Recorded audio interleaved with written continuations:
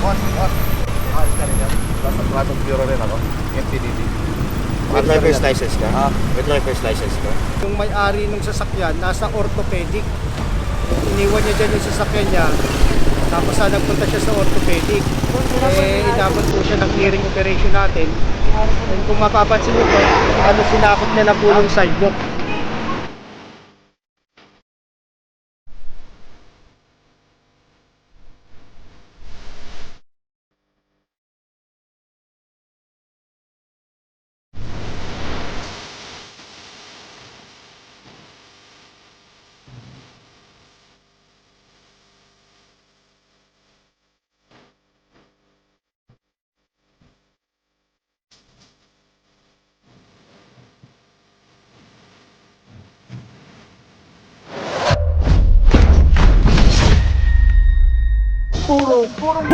Purong pagmamahal. Puro hindi tayo sure kung saan yung diretso yung mismong target area natin na next. Pero parang ano to, Philippine Orthopedic ang next target nito. Parang kasi usually doon po talaga marami reklamo. Gawa ng hindi natin maiwasan talagang yun yung marami nagko-comment din sa atin.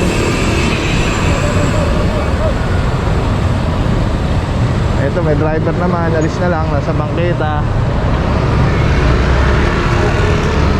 Kaya marami nagko-comment sa atin sa Philippine Orthopedic is laging puno yung kanilang parking. So hindi enough yung parking para sa kanilang mga kliyente o mga pasyente or sa mga empleyado. Ayan. So yung iba nagagawang doon na mag-park sa may mga gilid-gilid ng ospital. And yun na nga yung yung Mayon. So mamaya makita nyo po. Ay hindi! Mali ako na iniisip. Maria Clara pala yun. Mayon pala, iba pala to. Alright, sige, tingnan natin mga puro kung saan ang na ito. Saan yung deployment natin. Pero may reklamo po dito sa area. At ito po kasi ay isang mabuhay link din. Alright mga puro, dito may nakita tayo Ford Ranger. And ganda Defender. And nakaano siya nakabangketa.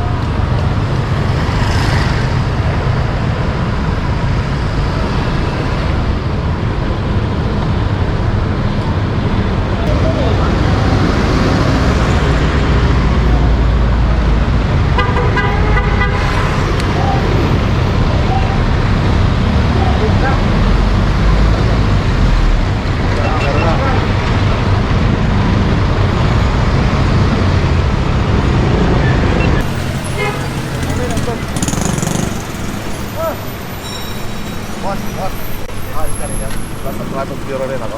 MTDD. With driver's license ka? Ah. With driver's license ka? Sandali lang. Mapapagod ko na lang. Meron na lang driver's license mo, sir. May driver's license kayo? Meron tayong traffic violation. Ano na lang, tinanggal lang kasi may pumasok na sakyan. Hindi nyo po pwedeng ganun, sir Kasi kung ilang segundo kayo, ilang minuto nandito, naka-obstruct tayo sa pedestrian. Understand naman po. Baka pwede na. Titikita na lang po kayo, meron na tayong nagawang traffic violation. Meron na lang po ng driver's Sa license. customer kasi namin to Sir, kung wala tayong mapipreset na ticket, na lisensya, itotow po natin kasi 2 always ulit. Kaya nakita nyo may mga signages naman.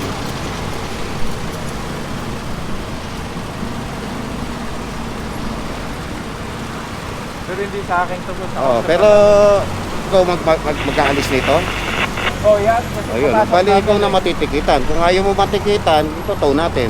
Yun lang ang choice mo dyan, sir. Kasi paano ako magkakain, hindi man akin to, tapos ako yung Kasi ikaw kung hindi ikaw, sino nagdala nito dito, sir? customer sa rin. Sige, kung ayaw mo magpa-ticket, antayin natin yung customer mo para siya paalisin natin dito, ha? Pero after 5 minutes, itotow ko to. Baka pwede, magkano ba yung to, boss? Magkano ba ito para bayaran na lang? Yung alin to? Yung towing nyo, magkano ba yung towing? Kung itotow po ito, hindi ko kami gumagawa ng penalty ng payment nito. O sila po doon sa ano, ang atin po dito, pag nakita natin na after yung 5 minutes rule natin, ituto po natin ito. Pag wala yung lisensya, yung na-present yung lisensya. Hindi ba pwedeng bayaran na lang yung Hindi po gano'n, sir. Hindi po gano'n. Hindi kayo aware na maboy lanes to? Hindi, nagpapag ko lang kasi pumasok ko eh. Kayo ba may-ari nito? Part owner. O, bali, hindi kayo aware na maboy lanes ito? At hindi kayo aware na tayo ay nakapark sa bangketa? Naano ko naman kaso nakisuyo lang tong isang Yun nga po, customer. hindi ko pwede hindi natin ko consider yung ano. Kasi pwedeng kaso wala akong violation pa kahit ni isa Ano na nga po mangyayari dyan. Since kayo may-ari nito, responsibility nyo na ito, sir, dahil iniwanan sa inyo na may-ari ito. Kung ayaw nyo magpa-ticket at yung may-ari ang antay natin, sir, ito natin kasi So, paano at the time of apprehension, wala yung driver paano dito. babayaran yung nito? Pag binigitan nyo? Paano pong babayaran? May babayaran ba ako? Opo, may penalties po tayo. O dahil kukunin yung lisensya ko? Hindi po. Sige, tigitan nyo na lang para matapos. Nasa inyo pa yung susi nito? Ito. Kayo talaga magmamaneho nito kasi responsibility nyo na ito, sir. Okay mga puro, ito, yata ito, no? Motor shop. Yung isa mga puro, tinitikita na rin ni Officer Romero, yun, nandun na yung driver. So, yung isa naman, dito, yung sa Land Rover, ganda ng sakyan. Nagpatikit na lang yung may-ari dahil, again, tulad ng sabi ni Officer Francisco, responsibility na ng may-ari yun, ng shop. Yung sasakyan na pinagagawa ng customer nila. Dito naman, kala ko tinitikitan na. Kaya kasama na dito, Officer Romero. Officer Romero, good morning sir. Salut mga boss. Boss, kaman sa sitwasyon na nandito, wala pa po bang driver? Sir, according sa nakausap natin, yung may-ari ng sasakyan nasa orthopedic. Iniwan niya dyan yung sasakyan niya. Tapos nagpunta siya sa orthopedic. Inabot po siya ng clearing operation natin. And kung mapapansin niyo po, sinakop niya na po yung sidewalk. Binigyan po natin siya ng oras na 5 minuto. Kung wala pong magpe-present ng lisensya at hindi po rin po dumating yung driver, subject for towing na po tayo. Alright, thank you so much Officer Romero. Yung mga puro sitwasyon na nandito, wala pa pala yung driver. So, mapansin nyo, yung Pwetang Casino, ito may parking space naman sila. Kaya lang mukhang hindi yata kasya para sa ganito kalaking sasakyan yung kanilang parking. At nakausli kasi yung Pwetan hanggang bangketa, talagang okupado na. At the same time, ganun din po yung Land Rover na Defender na napakaganda. Ang pogi talaga. And ganun po talaga, pag ganito may mga clients kayo, responsibility na po niyan is nandun sa customer. Kaya ang tinikita nila yung may-ari. And gawa ng, nasa kanya rin naman yung susi. So siya na yung nagre-represent as driver. Kasi siya rin yung magtatanggap naman. Alright, so yan mga puro, ito. Tayo lang natin. Meron naman mga lumabas na dito na residente. Pero hindi ko alam kung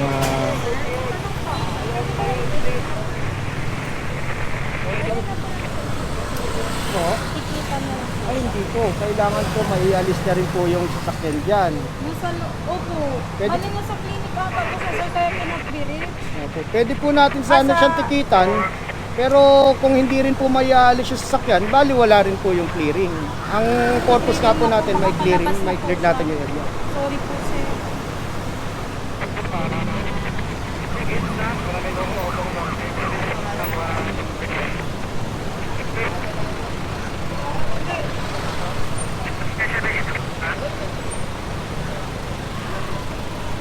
Yung capsule dyan sa may orthopedic. Pati susi niyan, dala-dala niya. Hindi naman din ako marunong mag-drive eh. Ano, okay na?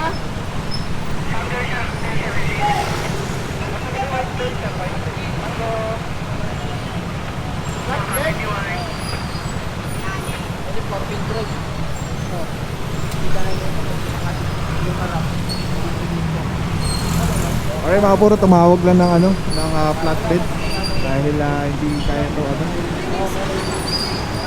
iangat dahil ito yung nakalak ko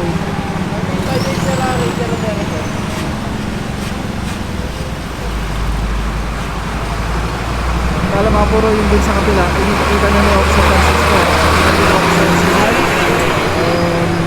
Officer Babot ng MMDA Seated 1. Songson. Yan. Balita ko, madam, meron kang babatiin. Hello, shout out sa MMDA Class Malakas, Batch 15. Happy anniversary. Happy anniversary po. Gano'ng kalakas? Malakas na malakas. Malakas na asar. Yan, happy anniversary po sa inyo, batch malakas ng MMDA. Happy anniversary sa batch nila, madam. Alright, mga buro, diretso na po tayo. At eto, malamang to matuto pag dumating yung flatbed. So, proceed na po tayo. Tapos yung isa naman doon, tinitigil na po. Let's go, guys. Mga buro, proceed na po tayo. At yung isa doon na naiwan, hintayin lang yung flatbed. And then, matuto na rin po dahil wala pa rin yung driver. At mukhang naka 5 minuto na po yun. Tapos, unlike yung isa, may driver naman po. So, ticket lang.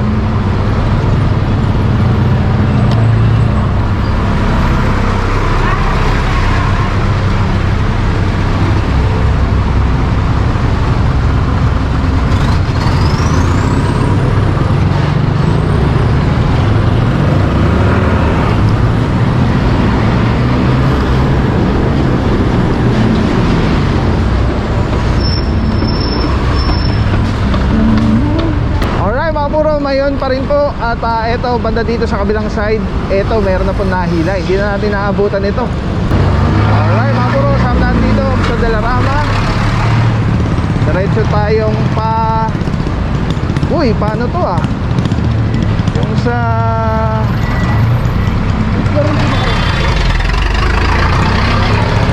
morning bossing. Ano to? Yun dito sa likod ng Sun Residences, P. Florentino.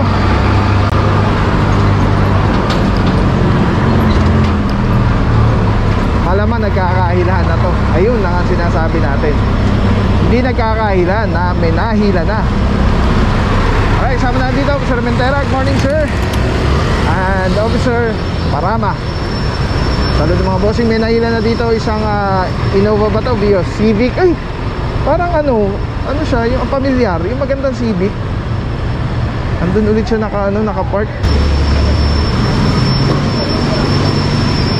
Alright mga buro, ito yung napakagandang Honda Civic. Hindi ako sure pero pamilyar ito. Alam ko dati na natin itong naabutan dito, natutow. Ayan, ang problema andito ulit siya. So yung tulad ng laging term na sinasabi ng team, habitual yung pagpapark dito sa area kahit na bawal. And imagine alam niya na bawal talaga dahil hindi ako sure pero parang natuon na siya dati dito. Kasi parang binanggit ko pa to sa video ko na ang ganda, ganda ng setup, ganda ng kulay, black red tapos dark gray. Alright, so ilahin na po ito. Diretso tumana Marikina, iwanan na yung pounding notice. Yung isang Vios ba to, Innova, nakasampa na po. Diretso na po niyan Marikina. Ayan. Ay, Avanza. Vios ako ng Vios. Avanza pala.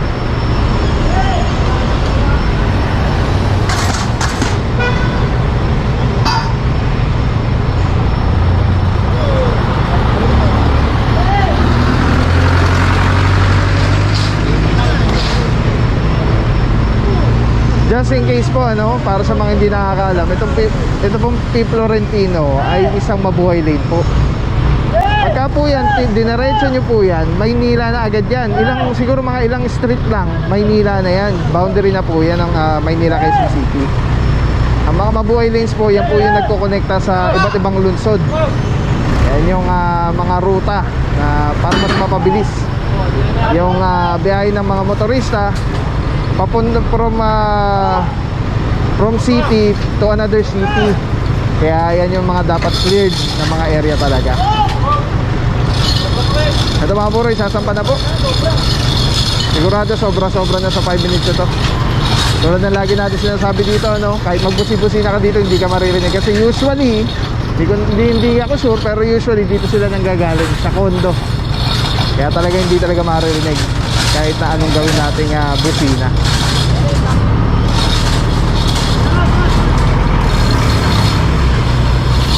puro, pasado lang tayo doon. Tignan natin kung nangyari doon sa kabila. Let's go guys. Shoutout muna. Officer Parama, De Guzman, Arsenal, Bayot, Chongson, and Officer Estrella and Officer Rementera. Tapos andun sina Officer Romero and Francisco and De La Rama.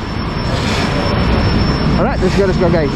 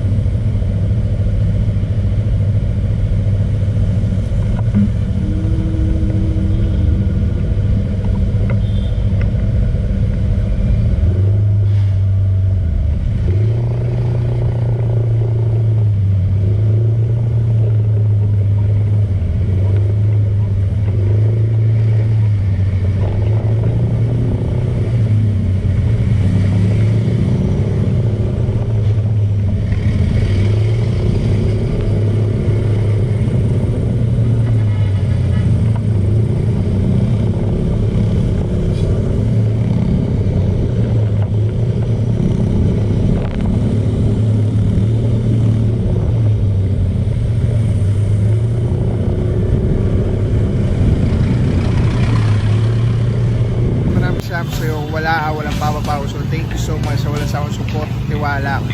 Wala akong masabi kundi thank you so much. Thank you sa Panginoon at ingat kayo palagi. Again, kung wala akong nagpapapangkin, thank you so much. God bless you. Purong pagmamahal. Thank you so much. God bless.